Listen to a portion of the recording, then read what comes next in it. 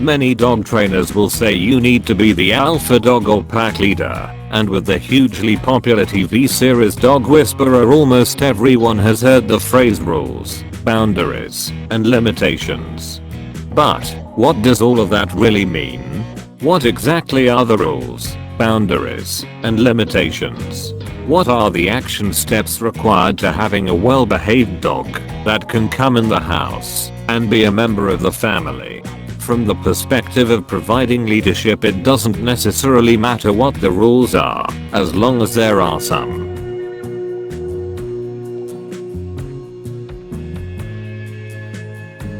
Now we are discuss about top 10 dog training rules.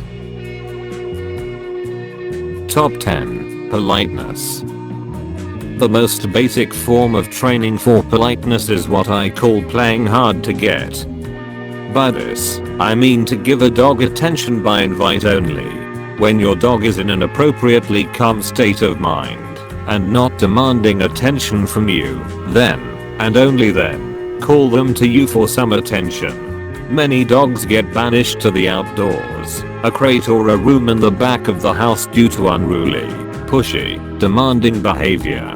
Remember to be calm, see above. If you want to get rowdy with your dog, that's fine at appropriate times, but you must always, yes always, be the one to initiate the game. Top 9. Calmness.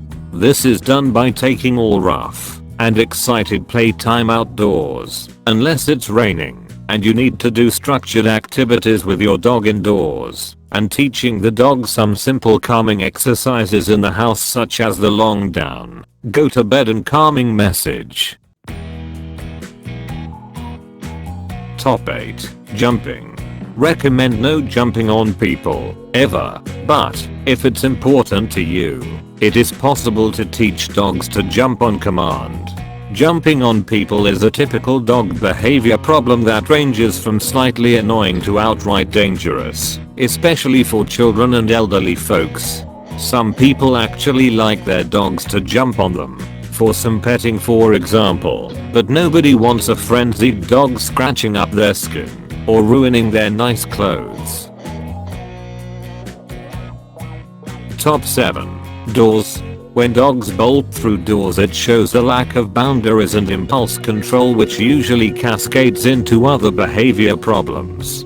Teaching dogs to wait at every door, every time, is a very important rule for the sake of safety as well as establishing some basic leadership.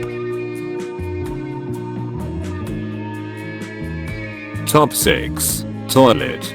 It can also be harmful, especially for all you folks out there who use bleach discs to keep your toilet sparkling. We don't allow our dogs to drink from the toilet because it's messy and, well, it's just kind of disgusting. Top 5. Kitchen. The kitchen is a problem area, prone to counter surfing, garbage rummaging and physical hazards such as falling knives, boiling water and tripping on a dog that gets underfoot. Top 4. Garbage. Food, wrappers, napkins, a smorgasbord of nasty stuff resides in there, but Rover must learn to stay away from all the trash cans in the house. Garbage, yummy, tasty garbage. Garbages to dogs like donuts are to Homer Simpson. Top 3.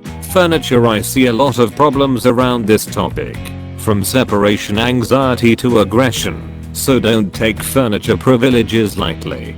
Maybe the dog is only allowed on certain furniture or only when invited, or maybe the furniture is completely off limits.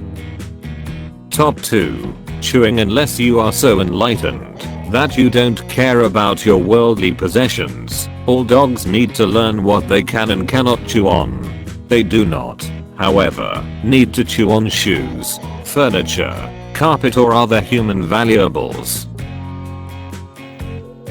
Top 1. Potty. I only recommend indoor potty areas when the dog has no outdoor access, such as apartments with no yard, patio or balcony.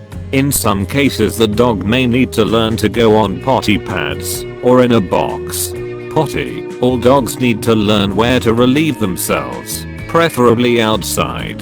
That's it, my personal top 10 house rules. You may have a different list and that is fine. The important thing is that there are rules which are in accord with your lifestyle.